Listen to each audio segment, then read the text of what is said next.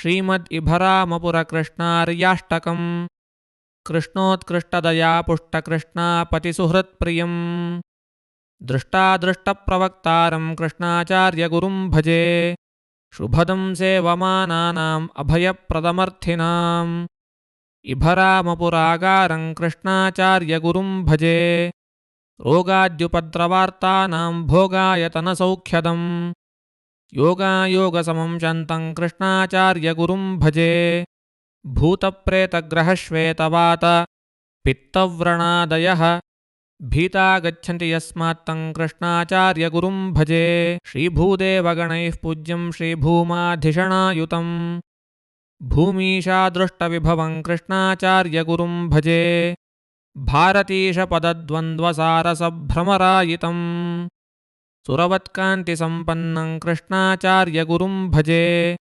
श्रीराघवेन्द्रचित्तज्ञं सारमात्रवदावदम् दूरीकृतदुराचारं कृष्णाचार्यगुरुं भजे शिष्टेष्टजनसन्तुष्टं वृष्णीशाङ्घ्रिसमाश्रितम् कष्टनाशं स्वभक्तानां कृष्णाचार्यगुरुं भजे अष्टश्लोकमयीं मालां कृष्णाचार्यस्तवाभिधाम् इष्टसिद्धिलभेत् सद्यो निष्ठया जपकृन्नरः बालिशेन कृता माला कालीनाथपदाम्बुजे लोलषट्पदपद्भूषा स्यात् सतां भजतां मुदे इति श्रीमद्इभरामपुरकृष्णार्याष्टकं सम्पूर्णम्।